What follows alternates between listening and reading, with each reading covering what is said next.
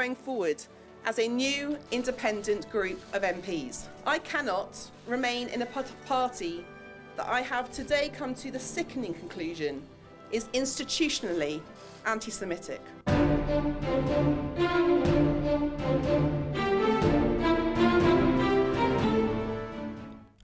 السلام علیکم ناظرین، ہمارے لندن اسٹوڈیو سے آپ دیکھ رہے ہیں سگنیچر ٹاک اور میں ہوں احمد شاہین۔ ناظرین، بالآخر ہندوستان پہ ہونے والے حملے جو کشمیر میں ہوا، اس کے بعد بھارت کی جانب سے جو مسلسل پاکستان کو دھمکیاں دی جا رہی تھیں، پاکستان کے خلاف زبان استعمال کی جا رہی تھی، اس حملے میں پاکستان کو ملوث قرار دیا جا رہا تھا، اس کے اوپر پاکستان کے وزیر اعظم جناب عمران خان کا رد عمل سامنے آ گیا۔ ان کا کہنا تھا اس بارے میں کہ یہ جو بھارت میں جو حملہ ہوا ہے اس میں پاکستان کسی بھی طرح سے ملوث نہیں ہے، اور اگر بھارت نے پاکستان کے اوپر حملہ کیا تو پاکستان خاموش نہیں رہے گا۔ کوئی احمق بھی اس طرح کا واقعہ کرے گا اپنی کانفرنس کو سیبوٹاج کرنے کے لیے، اور اگر یہ نہ بھی ہوتی ان کی وزٹ، پاکستان کو اس سے کیا فائدہ ہے؟ کیوں پاکستان اس سٹیج کے اوپر، جب پاکستان سٹیبلٹی کی طرف جا رہا ہے، ہمارے پاس ہم نے 15 سال کی دہشت گردی کی جنگ جس میں 70,000 پاکستانی مارے گئے ہیں، ایک دہشت گردی نیچے جا رہی ہے، امن آ رہا ہے، سٹیبلٹی آ رہی ہے، ہم کیوں کوئی اس طرح کا، اس سے ہمیں فائدہ کیا ہے؟ میں آج ہندوستان کی گورنمنٹ کو آفر کر رہا ہوں، کسی قسم کی آپ تحقیقات کروانا چاہتے ہیں اس انسیڈنٹ میں کہ کوئی پاکستانی اس میں ملوث تھا، ہم تیار ہیں۔ ہم ہندوستان میں سن رہے ہیں، آوازیں سن رہے ہیں، میڈیا پہ سن رہے ہیں، پولیٹیشنز کی آوازیں آ رہی ہیں کہ پاکستان کو سبق سکھانا چاہیے، پاکستان کے اوپر بدلہ لینا چاہیے، اسٹرائک کرنی چاہیے۔ آپ کا الیکشن کا سال ہے، اور ہم سمجھتے ہیں کہ الیکشن میں یہ بڑی بوسٹ ملے گی کہ اگر پاکستان کو سبق سکھایا جائے۔ اگر آپ یہ سمجھتے ہیں کہ آپ پاکستان کے اوپر کسی قسم کا حملہ کریں گے، پاکستان ریٹیلیٹ کرنے کا سوچے گا نہیں، پاکستان ریٹیلیٹ کرے گا۔ جی، یہ کہنا تھا عمران خان کا کہ پاکستان ریٹیلیٹ کرنے کا سوچے گا نہیں بلکہ یقینی طور پر وہ کرے گا۔ اس کے علاوہ انہوں نے بھارت کو کھلے دل سے یہ پیشکش بھی کی کہ اگر اس کے پاس حملے کے واضح ثبوت ہیں اور پاکستان کے کسی بھی سطح پہ کچھ عناصر کے ملوث ہونے کے اس کے پاس ثبوت ہیں تو وہ ان کو پاکستان کے ساتھ شیئر کرے، پاکستان اس کے اوپر ضرور کارروائی کرے گا۔ اور انہوں نے بغیر تحقیق کے پاکستان کے اوپر الزام تراشی کی بھی بھرپور مذمت کی۔ یقینی طور پہ یہ پاکستانی قوم کے جذبات کی ترجمانی بھی تھی، اور ہندوستان کا جو جنگی جنون ہے اس کے آگے بند باندھنے کی کوشش بھی۔ اس کے علاوہ آج کے پروگرام میں ہم نے بات کرنی ہے سعودی عرب کے ولی عہد جناب شہزادہ محمد بن سلمان کے پاکستان کے حالیہ دورے کی۔ محمد بن سلمان جو کہ سعودی عرب میں ایک اہم شخصیت مانے جاتے ہیں، طاقتور ترین شخص ان کو سمجھا جاتا ہے، انہوں نے 17 اور 18 فروری کو پاکستان کا دورہ کیا اپنے وفد کے ہمراہ۔ پاکستان اور سعودی عرب کے جو تعلقات ہیں کسی سے ڈھکے چھپے نہیں، کئی دہائیوں پر مشتمل یہ تعلقات، اور اس دورے کا مقصد بھی یقینی طور پر یہی تھا کہ ان تعلقات کو وسعت دی جائے، ان میں مزید جو مضبوطی لے کے آئی جائے۔ اس مرحلے پر ان کے ساتھ آئے ہوئے وفد میں تجارتی وفود بھی تھے جنہوں نے پاکستان کے ساتھ مختلف جو مفاہمتی یادداشتیں تھیں ان پر تقریباً 8 مفاہمتی یادداشتوں پر سائن بھی کیے اور ان کے اوپر بات بھی کی۔ پاکستان کے وزیر خزانہ اسد عمر اس بارے میں کہتے ہیں کہ 20 ارب ڈالر سے زائد کی سرمایہ کاری ہو سکتی ہے جو سعودی عرب پاکستان میں کرے گا۔ یقینی طور پہ یہ ایک اہم ڈیولپمنٹ ہے۔ معزز جو مہمان تھے جو پاکستان میں آئے ان کا پرتپاک استقبال بھی کیا گیا، ان کے شایانہ شان ان کو پروٹوکول بھی دیا گیا، مکمل تیاریاں جو تھیں ان میں وہ رنگ جھلک رہا تھا جس کے بعد جو پاکستانی ثقافت سے مزین تھا، پاکستان کی جو مہمانداری جو معروف ہے اس کے تمام رنگ اس کے اندر شامل تھے۔ اس مرحلے پر سعودی ولی عہد نے پاکستانی وزیر اعظم کو مخاطب کر کے یہ بھی کہا کہ وہ ان کو سعودی عرب میں پاکستان کا سفیر سمجھیں۔ ایک بہت مثبت ڈیولپمنٹ ہے، ایک اچھا بیان ہے، اور اس مرحلے پر پاکستانی وزیر اعظم عمران خان نے بھی سعودی ولی عہد کی جو توجہ تھی پاکستانیوں کو درپیش مشکلات کی جانب دلائی۔ وہ پاکستانی جو سعودی عرب میں مختلف کاموں کے سلسلے میں وہاں پر رہ رہے ہیں، وہاں پر وہ موجود ہیں۔ اور ایک بہت جو اہم ڈیولپمنٹ یہ بھی تھی اس دورے میں کہ سعودی ولی عہد نے اپنے اس دورے کے دوران ہی یہ حکم بھی جاری کیا کہ پاکستانی قیدی جو وہاں پر موجود ہیں سعودی عرب کی مختلف جیلوں میں معمولی جرائم میں قید ان کو رہا کیا جائے۔ تقریباً 2000 سے زائد قیدیوں کی رہائی کا حکم اس معاملے میں اس مرحلے پہ جاری کیا گیا. یقینی طور پہ یہ بہت اہم دورہ تھا, اس کے مختلف پہلوؤں کے اوپر ہم نے بات کرنی ہے, اس کو دیکھیں گے. لیکن سب سے پہلے آج جو وزیر اعظم نے تقریر کی, قوم سے خطاب کیا ہندوستان کے معاملے میں, اس کے اوپر ہم بات کریں گے. یہاں اسٹوڈیوز میں مجھے جوائن کر رہے ہیں سید مجتبیٰ, جبکہ ہمارے ساتھ پاکستان سے موجود ہیں راجہ ذیشان. دونوں احباب کو شکریہ, یہاں پہ ہمارے ساتھ موجود ہیں. مجتبیٰ صاحب, تقریر سنی آپ نے دیکھا وزیر اعظم کی تقریر, اس کے اہم پہلوؤں کو بھی, اوورال کیسا دیکھتے ہیں تقریر کو؟ دیکھیں, تقریر وقت کی ضرورت تھی. بھارت کو یہ جواب دینا انتہائی ضروری تھا کہ جس طرح کے بیانات وہاں پہ ان کی لیڈرشپ, ان کی جو سول سوسائٹیز, ان کی حکومت کی جانب سے آ رہے ہیں, اس میں یہ جواب دینا جو ہے پاکستان کا بنتا تھا اور فوراً بنتا تھا. بدقسمتی سے پاکستان نے اس کا جواب فوری طور پہ نہیں دیا, بلکہ ایک دن 2 دن کی تاخیر سے دیا. لیکن اس بارے میں بھی وزیر اعظم نے یہ کہہ دیا کہ وہ چونکہ سعودی ولی عہد موجود تھے, میرے خیال میں یہ بات انہوں نے بات کی تھی. دیکھیں, یہ بیرونی دورے جو ہوتے ہیں یہ روٹین کا حصہ ہوتے ہیں, مختلف فورن ڈیلیگیٹس آتے ہیں, ان کی موجودگی میں, لیکن جب نیشنل سیکیورٹی کا معاملہ آتا ہے تو اس میں فورن پرامپٹ ایکشن لینا ضروری ہوتا ہے. اگر بھارت کی طرف سے کوئی سرحد پہ ایکٹیویٹیز ہوتی یا کوئی اس طرح کا جس طرح کا پہلے وہ دعویٰ کرتے, تو کیا سعودی وفد کی موجودگی میں پاکستان کارروائی کا جواب نہیں دیتا؟ کیا وہ یہ کہتا ہے جی ہم سعودیوں کے ساتھ مصروف ہیں, اس لیے ہم فوری طور پہ کارروائی نہیں کر سکتے؟ تو میرے خیال میں یہ ایکشن لینے میں تھوڑا سا دیر کیا, اور یہ جواز میرے خیال میں حقیقت میں مبنی لاجیکل نہیں ہے کہ ہم سعودیوں میں بیزی تھے. لیکن جو تقریر کے جو کانٹینٹس ہیں وہ بہت, جو اس میں انہوں نے بڑا فرملی جواب دیا ہے اور بھارت کو اس بات کا باور کروایا ہے کہ آپ جو ہے کہتے ہیں اس طرح کے کسی اقدام کا سوچیے گا بھی نہیں, اور اگر آپ اس طرح کے اقدام کا سوچیں گے تو پاکستان کی طرف سے جو بھرپور جواب دیا جائے گا. میرے خیال میں جب عمران خان صاحب وزیر اعظم پاکستان جب قوم سے خطاب کرتے ہوئے اور ایڈریس کرتے ہوئے یہ بات کہہ رہے ہیں, تو اس کا مطلب ہے کہ ان کے پیچھے جو ہے پوری بیکنگ ہے ان کو ملک کے تمام اداروں کی, کہ اگر اس طرح کی کوئی کارروائی ہوئی تو فوری کارروائی کریں گے, اور یہ بہت مناسب جواب تھا. سلامتی کا معاملہ ہے تو اس میں تمام اداروں کو ایک پیج پہ ہونا بھی چاہیے. ذیشان, آپ ہمارے ساتھ موجود ہیں, آپ سے پوچھوں گا, یہ جو تقریر تھی اس کو سراہا بھی جا رہا ہے, مختلف حلقوں کی جانب سے اس کو ایک اچھے انداز میں لیا جا رہا ہے کہ اس کا پیغام دیا پاکستان نے جو بھارت کو, جو بہت ضروری بھی تھا. آپ کے خیال میں کیا اس طرح کی تقریر سے, اس طرح کے بیان سے اور ایک واضح سٹیٹمنٹ آنے کے بعد بھارت کسی بھی قسم کے ایڈونچر سے یا جنگی جنون سے باز رہے گا؟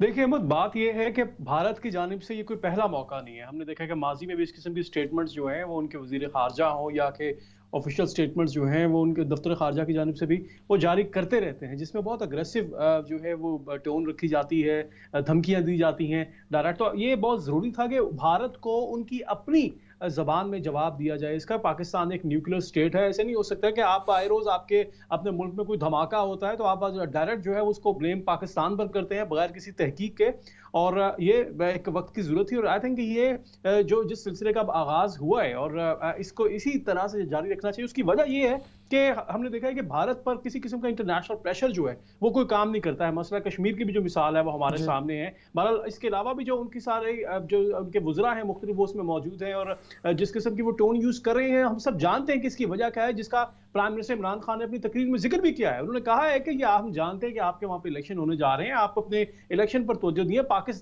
پاکستان جو ہے وہ ایک ایسے راستے پر جا رہا ہے کہ جہاں پر مختلف رہنما جو ہیں وہ پاکستان کا دورہ کر رہے ہیں, سرمایہ کاری کی باتیں ہو رہی ہیں, یہاں پہ مختلف ڈیولپمنٹس ہو رہی ہیں. تو آپ بلیو کہ یہ وقت کی ضرورت ہے, اور پاکستان اگر امن پسند ملک ہے, اگر پاکستان کی یہ کوشش ہے کہ مذاکرات کی میز پر آیا جائے, تو اس کو پاکستان کی کمزوری نہیں سمجھنا چاہیے. اور آپ بلیو کہ پرائم منسٹر عمران خان کی جانب سے ایک بہت زبردست اسپیچ جو ہے وہ کی گئی ہے. ایک بات میں اس میں اضافہ کرتا جاؤں احمد صاحب, کہ جو کہہ رہے ہیں کہ پاکستان, عمران خان صاحب نے کہا کہ کوئی احمق ہی ہوگا جو اس طرح کی کارروائی کرے گا. آپ واقعی ذرا تصور کریں کہ اگر ہم یہ تھوڑی دیر کے لیے ازیوم بھی کر لیں کہ ٹھیک ہے پاکستان انوالو ہے اور جیش محمد جو ہے پاکستان کے انڈر کنٹرول ہے, تو کیا پاکستان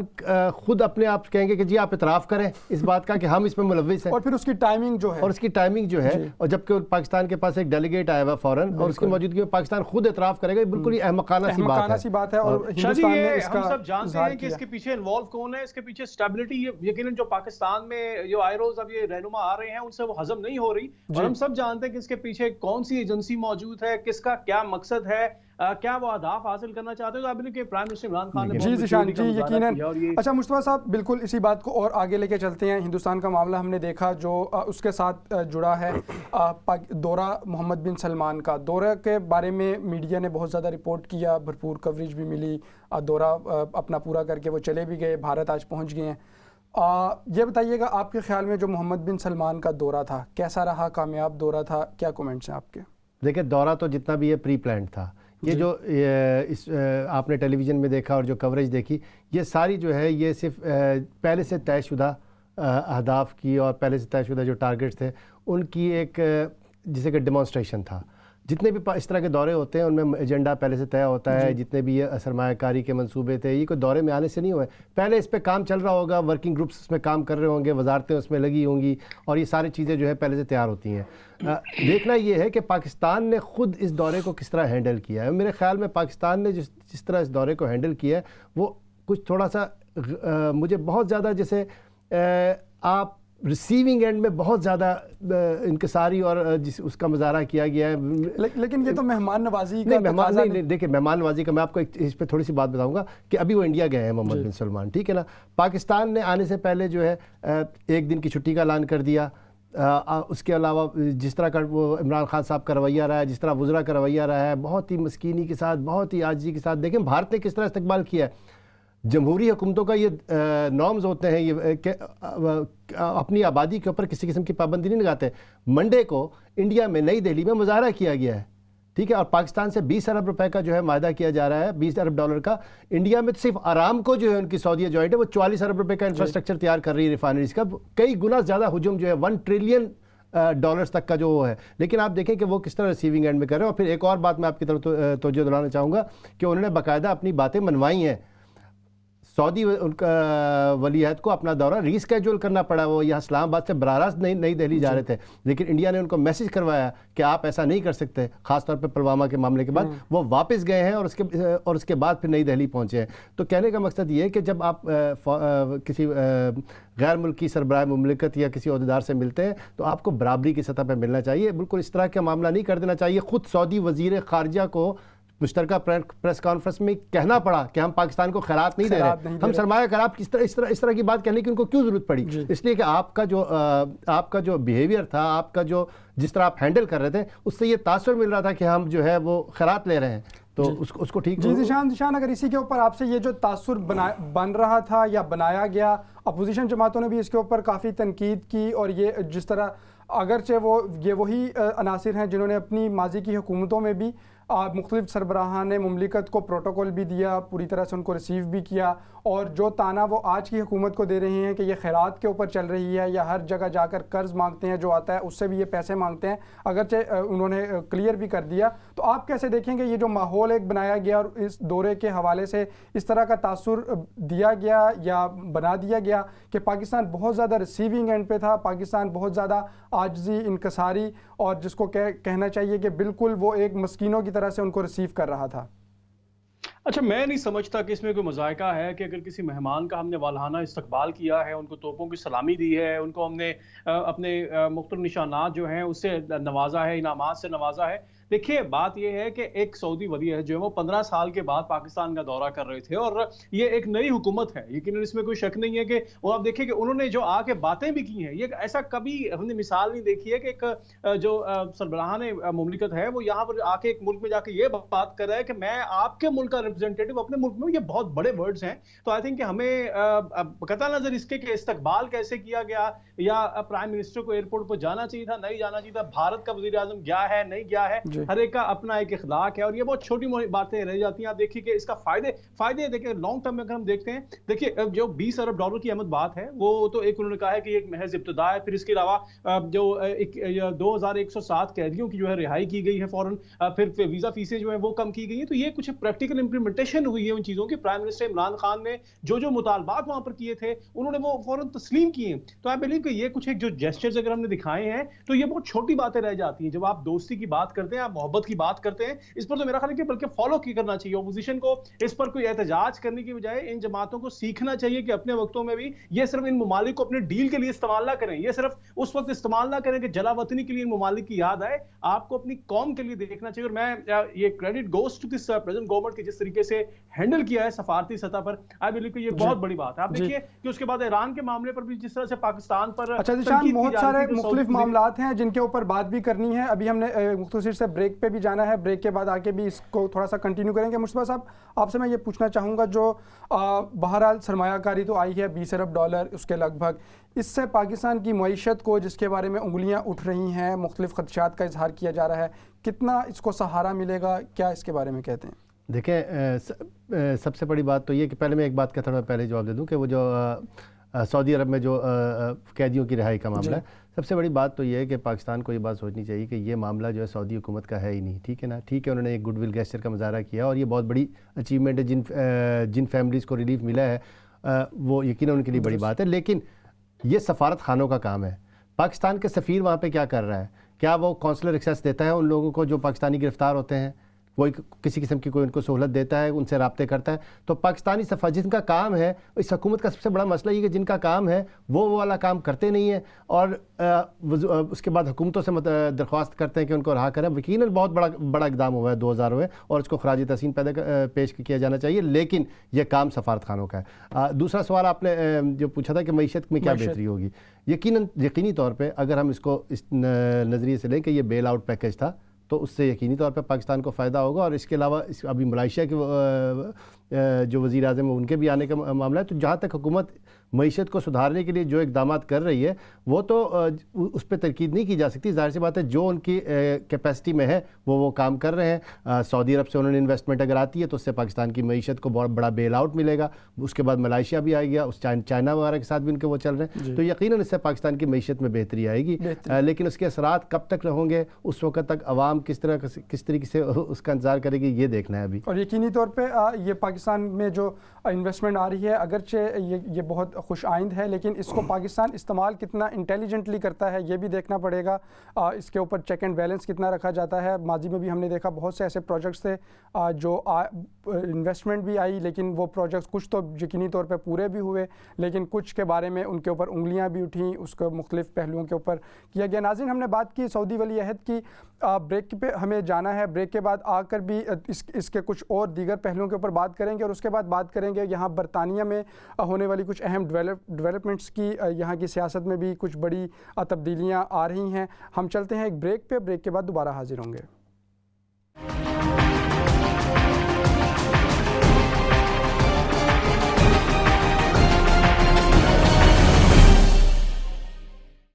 ویلکم بیک ناظرین, آپ دیکھ رہے ہیں سگنیچر ٹاک اور میں ہوں احمد شاہین. ناظرین, پروگرام کے پہلے حصے میں ہم بات کر رہے تھے سعودی ولی عہد کے دورہ پاکستان کی اور اس کے مختلف پہلوؤں کا جائزہ بھی لے رہے تھے. اسی سلسلے کو آگے بڑھائیں گے.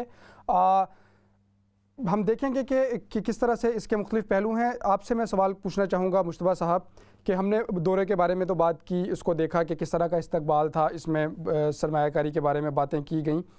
مشترکہ اعلامیہ جو جاری کیا گیا دونوں ممالک کی جانب سے, اس میں کشمیر کا ذکر نہیں تھا. بھارت کی جانب سے جو حالیہ دھمکیاں دی جا رہی تھیں اس حوالے سے کوئی ذکر نہیں تھا. اگرچہ یہ ذکر تو تھا کہ سعودی عرب اور پاکستان کے تعلقات بہت مضبوط ہیں, دفاع کے اوپر ہم لوگ سمجھوتا نہیں کریں گے, اور لیکن اس طرح کے ان واقعات کا ذکر نہیں تھا. حالانکہ کشمیر تو ہمیشہ سے پاکستان کی جو خارجہ پالیسی رہی ہے اس کی بنیاد بھی رہا ہے, اس کا ایک اہم حصہ رہا ہے. دیکھیں, سب سے بڑی بات تو آپ یہ ذہن میں رکھیں کہ محمد بن سلمان نے صرف پاکستان کا دورہ نہیں کیا, اس کے بعد اگلے دن ان کو بھارت بھی جانا تھا. اور دوسری بات یہ کہ بھارت کے ساتھ بھارت کا جو ان کا دورہ ہے وہ دو طرفہ دورہ ہے, اس میں کوئی ایک ریسیونگ اینڈ میں نہیں ہے. بھارت کی جو اکانومی ہے وہ اتنی بڑی ہے کہ وہ صرف سعودی عرب ہی نہیں بلکہ یورپین ملکوں اور امریکہ کی بھی رالیں اس کے اوپر ٹپکتی ہیں. تو اور بھارت جو ہے سب سے بڑا اس وقت خریدار ہے, اس وقت تیسرے یا چوتھے نمبر کا بڑا خریدار ہے ان کے آئل کا. تو ایسی کوئی بات سعودی عرب کر نہیں سکتا تھا. اور پھر دوسرا یہ کہ کوئی دفاعی دورہ نہیں تھا, یا یہ خالصتاً ایک اکنامک ریلیٹڈ دورہ تھا انفراسٹرکچر ریلیٹڈ دورہ تھا اور اس پہ کوئی ایسی بات کر نہیں سکتا تھا. اور پھر سعودی عرب کا دیرینہ وہی روایتی موقف ہے کہ انڈیا اور پاکستان کو اپنے معاملات جو ہے وہ دو طرفہ بات چیت کے ذریعے لیکن یقینی طور پہ آپ نے کہا دفاعی معاملات کے اوپر نہیں تھا, لیکن پھر ہم نے دیکھا جب وزرائے خارجہ آپس میں ملے اور پریس کانفرنس کے درمیان اس طرح سے بھی ہوا کہ ان کے جو سعودی وزیر خارجہ تھے انہوں نے ایران کا نام لے کر ایران پہ بھی تنقید کی, ایران کی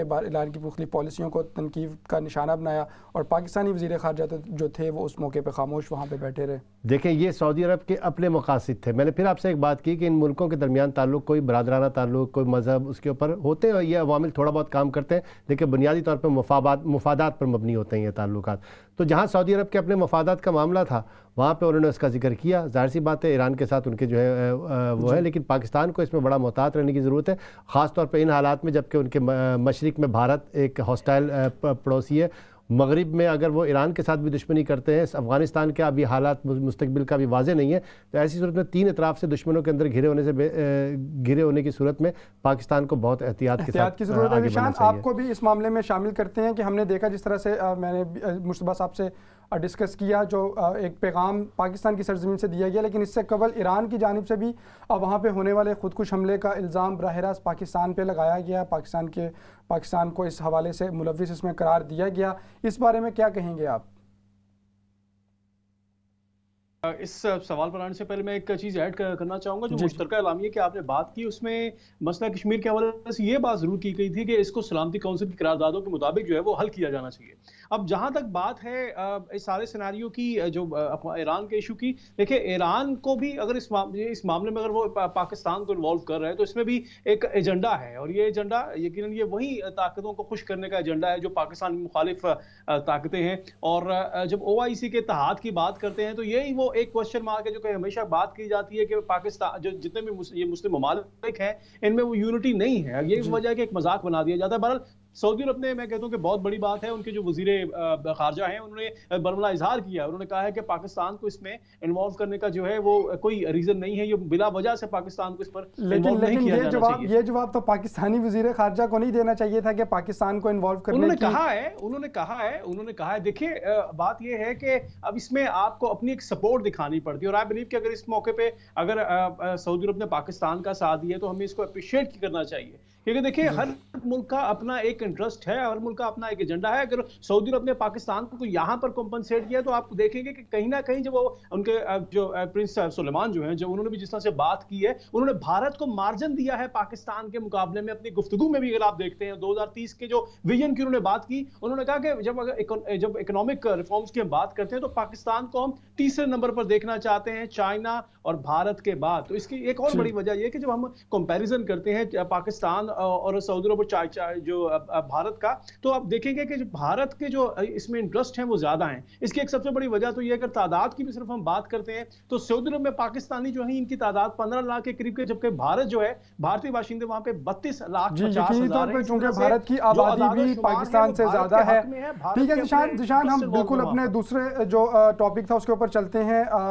چونکہ بالکل محدود وقت ہے, ہم نے چیزوں کو وائنڈ اپ بھی کرنا ہے. ناظرین, گزشتہ روز یہاں پہ برطانیہ کی سیاست میں ایک دفعہ پھر ایک طرح کا بونچھال آیا. 2016 میں بریگزٹ کے واقعے کے بعد بریگزٹ کے بارے میں جو ریفرینڈم ہوا تھا اس کے بعد ہر آنے والے دن کے ساتھ برطانوی سیاست میں بہت ساری ڈیولپمنٹس ہوتی ہیں, اور گزشتہ روز بھی ایسا ہی ہوا جب لیبر پارٹی کے 7 ارکان نے اپنے استعفے اپنی پارٹی رکنیت سے استعفے دے دیے, اور اس کا موجب انہوں نے اپنے لیڈر جو جیرمی کاربن تھے ان کو قرار دیا. لیبر پارٹی کی پالیسیوں کے بارے میں انہوں نے کافی تنقید کی, بریگزٹ معاملات میں بھی, اور اس کے علاوہ اینٹی سیمیٹزم کی بات بھی انہوں نے کی, اور اس کو محرک انہوں نے بنیادی قرار دیا اپنے استعفوں کا. اس بارے میں ذیشان آپ سے ہی میں پوچھنا چاہوں گا کہ آخر یہ کیا نوبت آ گئی تھی, کیا پارٹی پلیٹ فارم کے اوپر مسائل کو حل نہیں کیا جا سکتا تھا؟ کیا واقعی جو جیرمی کاربن کا تاثر ہے کہ وہ کسی کی بات نہیں سنتے, اور کیا یہی موجب بنا اس بات کا کہ وہ پارٹی کے اندر معاملات حل نہیں ہو سکے اور 7 ارکان نے اکٹھے اپنے استعفے پارٹی رکنیت سے استعفیٰ دے دیا؟ دیکھیے احمد، یہ بات اب کی نہیں ہے، یہ جو مسائل ہیں لیبر پارٹی میں یہ بہت پہلے کے ہیں۔ ہم نے دیکھا ہے کہ 2016 کا جب ریفرنڈم کے بعد بھی جیمی کوربن کی جو لیڈرشپ کو چیلنج کیا گیا تھا، گو کہ اس میں وہ جیت کر تو آگے تھے بہت ایک بھاری مارجن سے، لیکن ان کے خلاف بہرحال ایک نیٹ ورک جو ہے وہ ود ان دا پارٹی ایک سیکٹر جو ہے وہ کام کر رہا تھا، کہ یہی وجہ ہے کہ جس میں ان کی چھوٹی چھوٹی چیزوں کو بھی وہ بہت ہائی لائٹ کرتے تھے۔ بہرحال اب جو ان پر الزام لگایا جا رہا ہے، ان کے اوپر ایک بات کی جا رہی ہے، وہ تو ایک ان کی پالیسی پہ بات کی جا رہی ہے۔ یہ کہا جا رہا ہے کہ وہ بریکسٹ کے معاملے میں انہوں نے حکومت کو بہت چھوٹ دی ہے، وہ جب سیکنڈ ریفرنڈم کی بات ہوتی ہے تو اس میں وہ اس طریقے سے وہ ریزسٹنس کا مظاہرہ نہیں کر رہے ہیں جو کہ اپوزیشن لیڈر کو کرنا چاہیے۔ اس کے علاوہ ان کی لیڈرشپ کو لے کر بہت کوسچن کیا جا رہا ہے، جیسے کہ آپ نے بات کیا کہ جیسے اینٹی سیمیٹزم کی بھی بات کی جا رہی ہے کہ اس میں ود ان پارٹی جو ایک ڈسپلن ہے، جو بلنگ کے ایشوز ہیں ان پر قابو نہیں پایا جا رہا ہے ٹھیک طریقے سے۔ تو یہ جو 7 ایم پیز جنہوں نے جن کی لیڈرشپ جو ہے وہ جو چوکا مونا جو اسٹریتھم کے ایم پی ہیں ان کو وہ کر رہے ہیں، تو یہ چوکا جو ہے ان کا ہمیشہ سے ایک ٹارگٹ یہ رہا ہے کہ ہی بیسکلی ان کا جو انٹرسٹ ان کا ہے کہ he wants to be the leader of the party۔ اس کے لیے انہوں نے نیٹ ورکنگ بھی بہت کی ہے۔ میری آج صبح ہی ہمارے اپنے جو وولچ کامن کے جو ہمارے میتھیو پینیکاک ایم پی ہیں ان سے میری بات ہوئی، تو میں نے ان سے پوچھا کہ کیا آپ بھی وہ جو گریڈ 7 کا ایک جو گروپ ہے جو ساؤتھ بینک 7 جس کو کہا جاتا ہے، کہ آپ اس میں بھی حصہ بننے جا رہے ہیں، آپ اس کو آغاز کا اس میں اس کی تعداد میں اضافہ کرنے جا رہے ہیں؟ تو ان کا یہ کہنا تھا کہ اس میں بات بہرحال سجیشن ضرور موجود ہیں، ہو سکتا ہے کہ آنے والے وقتوں میں مزید بہت سارے ایم پیز جو ہیں وہ اس گروپ کا حصہ بنیں گے، انڈیپینڈنٹ گروپ کا، کیونکہ اب یقیناً جو یہاں پہ برطانوی سیاست میں احمد جو ایک بات کی ٹرم یوز کی جاتی ہے فرسٹ پاس دی ٹیسٹ پوسٹ، تو اس میں وہ تیار ہیں کہ اگر ان کو اپنی سیٹ چھوڑنی پڑتی ہے، ان کو بائی الیکشنز کی طرف جانا پڑتا ہے تو وہ جائیں گے۔ لیکن سوال یہ پیدا ہوتا ہے کہ ایک ایسے موقع پر جب 29 مارچ میں زیادہ ٹائم نہیں ہے، یا حکومت جو ہے وہ بوکھلاہٹ کا شکار ہے، یا جنرل الیکشنز کی بات ہو رہی ہے، آپ کی اپنی جماعت یہاں پر اقتدار کی پوزیشن میں آ چکی ہے اور آپ کے اپنے اندر بغاوت کس طرح کی صدائیں سنائی دے رہی ہیں، تو آئی بلیو کہ اس کے پیچھے یقیناً سب جانتے ہیں کہ کنزرویٹو کے بھی بہت سارے لوگ اس میں انوالو ہیں، اور یہ جو ایک انڈیپینڈنٹ گروپ بنانے کی باتیں کی جا رہی ہیں، یہ در حقیقت لیبر پارٹی کو کمزور کرنے کی کوشش کی جا رہی ہے، کیونکہ سب جانتے ہیں، جیسے کہ آج صبح جو ہے شیڈو فارن سیکرٹری جو ہے ایملی نے بھی یہ بات کی ہے، انہوں نے کہا ہے کہ یہ صرف ڈسٹریکٹ کرنے کی کوشش کی جا رہی ہے اصل ایشوز کی طرف سے، اور اصل ایشو کیا ہے؟ اصل ایشو اس وقت بریکسٹ کا ہے، بریکسٹ چل بھی رہا ہے، بریکسٹ کے بارے میں بات بھی ہو رہی ہے۔ مصطفیٰ صاحب آپ سے بھی اسی معاملے میں موقف لینا چاہوں گا، یہ جو کیا بریکزٹ، یقینی طور پہ بریکزٹ میں ابھی تک ہم کسی واضح لاہ عمل کے اوپر تو نہیں پہنچ سکے، کیا اثر پڑے گا؟ یقینی طور پر اثر تو پڑے گا، لیکن کیا آپ کہیں گے کہ اس بارے میں؟ میرے خیال میں ان کا ٹارگٹ بریکزٹ کے اوپر اثر انداز ہونے کا ہے ہی نہیں۔ یہ بیسیکلی ٹارگٹ وہی ہے جو راجد شان صاحب نے کہا، لیکن اس کے پیچھے ایک میں تھوڑی سی بہت اور اضافہ کروں گا کہ جیرمی کوربن بنیادی طور پہ فار لیفٹ سے تعلق رکھنے والے لیڈر ہیں، اور پہلی دفعہ جو ہے یہ جب انہوں نے پارٹی کی قیادت سنبھالی تو اسی وقت ان کے خلاف جو ہے سازشیں شروع ہو گئی، اور وہ سازشیں جو ارکان کر رہے تھے وہ لوگ تھے جو کہ جن کو ہم کہتے ہیں بلیئرائٹس یا براؤنٹیز، جو ٹونی بلیئر اور گورڈن براؤن کے جو ہے کہتے ہیں اس میں تھے، اور یہ وہ لوگ تھے جنہوں نے عراق وار کے خلاف 2003 میں جو ہے ووٹنگ کی تھی اور کیا کہتے ہیں اس کے حق میں ووٹ دیا تھا، اور بعد میں پتہ چلا کہ وہ جنگ جو ہے وہ کیا تھی، ایک بالکل ایک اس کے اوپر پڑی ہوئی تھی۔ تو مسلسل جو ہے وہ جیرمی کوربن اور ٹونی بلیئر وغیرہ جو پرانی قیادت تھی ان کے درمیان جو بنیادی وہ تھا وہ یہ تھا کہ وہ اس کو بہت زیادہ سینٹر کی طرف لے گئے تھے۔ لیبر بنیادی طور پہ ایک لیفٹ ونگ کی پارٹی تھی، اور یہ جو جیرمی کوربن ہے ان کا خود ٹریڈ یونین سے تعلق تھا، اور یہ زیادہ تر ان کو ٹریڈ یونین سپورٹ کرتی ہے اور عام ووٹر سپورٹ کرتا ہے۔ اب جو صورتحال تھی، اب 2016 میں انہوں نے اقتدار سنبھالا تو ان کو بہت ہٹانے کی کوشش کی، اور پوری پارلیمانی پارٹی جو تھی ان کی جو پارلیمانی لیبر پارٹی تھی وہ ساری کی ساری ان کے خلاف ہو گئی، لیکن یہ اس لیے صرف پارٹی کی قیادت پہ قائم رہے کہ جنرل ووٹرز جو تھا اور جو لیبر ورکرز جو تھے وہ ان کے ساتھ تھے، اور میں سمجھتا ہوں کہ یہ اب یہ بلیک اینڈ وائٹ اب ہو جانا چاہیے۔ اگر یہ پارلیمانی پارٹی جو ہے یہ اس کا ساتھ نہیں دیتی اور میں سے مزید ارکان جو ہیں وہ ہوتے ہیں، تو میرے خیال میں زیادہ ضرورت اس طرف اس بات کی ہو جائے گی کہ یہ الیکشن کی طرف جائیں اور اس میں جو ٹکٹس لیبر پارٹی کے دیں وہ عام ورکرز میں سے دیں، تو میرا خیال ہے کہ ان کے اوپر کوئی زیادہ افیکٹ نہیں پڑے گا۔ لیکن جہاں تک بریکزٹ کا معاملہ، یہ اس کا اس سے کوئی تعلق نہیں ہے، آپ کے خیال میں اس کے اوپر زیادہ نہیں چلیں ان باتوں کو لے کے۔ اچھا ذیشان، ایک اہم بات جو میں آپ سے پوچھنا چاہتا ہوں، شیڈو چانسلر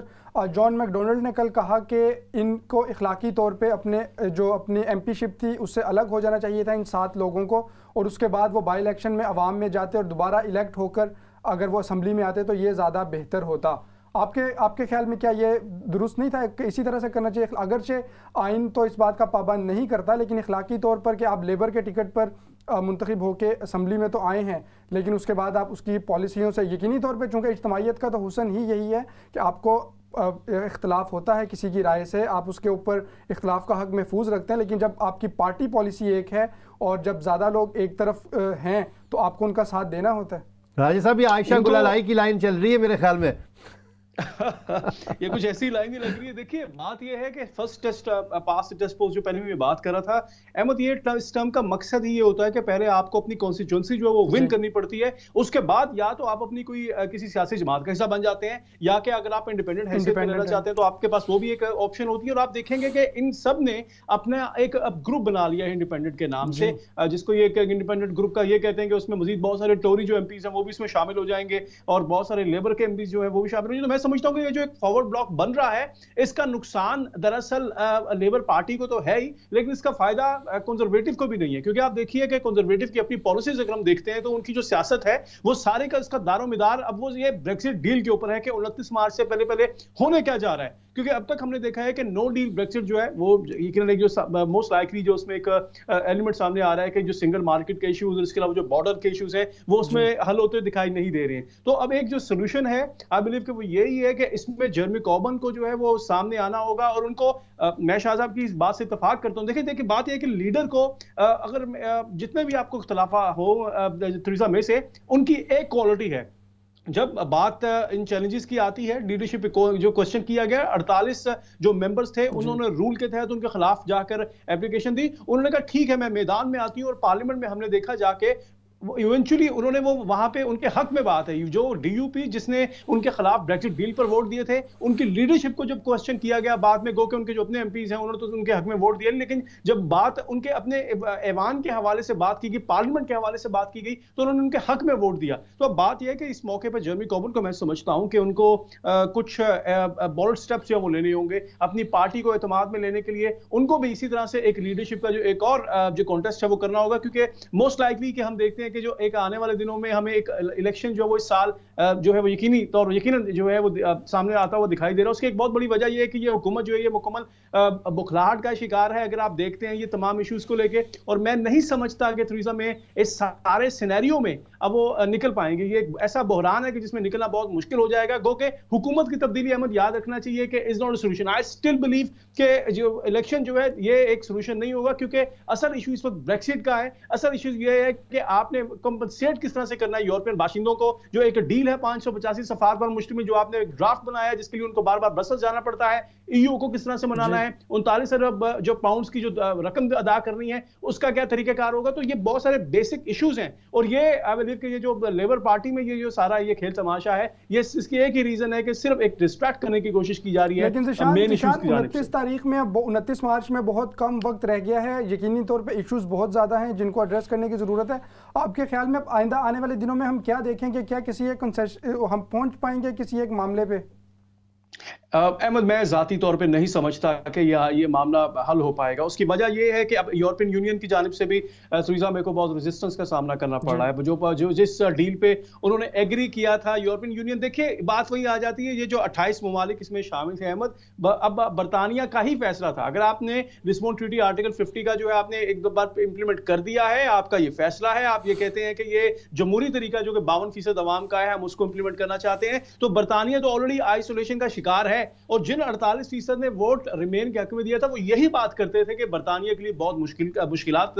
کا جو ہے برطانیہ کو سامنا کرنا پڑے گا۔ اس میں احمد ایک جو لیک آف اویئرنیس کا ایک ایلیمنٹ ہے وہ بھی میں سمجھتا ہوں کہ جس نے بہت اہم کردار ادا کیا، وہ یہ ہے کہ بہت سارے لوگوں کا خیال یہ تھا کہ شاید جو 52% کی میں بات کر رہا ہوں، ان کا یہ خیال تھا کہ ایک بار جب ووٹنگ ہو جائے گی اس کے بعد سمپلی ہم لوگوں سے علیحدہ ہو جائیں گے۔ یہ ڈیل کا کیا پروسیس ہے، اس میں بارڈرز کی کیا کمپلیکیشنز ہیں، اس میں سنگل مارکیٹ کی کیا کمپلیکیشن ہے، وہ کسی کو نہیں معلوم تھا۔ یہی وجہ ہے کہ آج بھی جو سٹیٹ سامنے آ رہے ہیں کہ دوسرے ریفرنڈم کے حوالے سے اگر وہ کروایا جائے تو 70-30 کے آ رہے ہیں، تو اس سے آپ اندازہ لگا سکتے ہیں کہ لیکن بہرحال اب وہ دوسرے ریفرنڈم کے پر اپوزیشن جماعتیں جو ہیں وہ منقسم ہیں۔ یہی وجہ ہے جیرمی کوربن کو بھی بہت ساری اپوزیشن کا سامنا جو ہے وہ بالکل پروگرام کے آخر میں ہے، صرف آپ سے کوئک کمنٹ لینا چاہوں گا۔ 23 مارچ کو ایک بہت بڑا مظاہرہ بھی ہونے جا رہا ہے سیکنڈ ریفرنڈم کے حق میں، اگر یہ لوگ حکومت پہ پریشر ڈال بھی دیتے ہیں تو کیا ممکن ہوگا سیکنڈ ریفرنڈم؟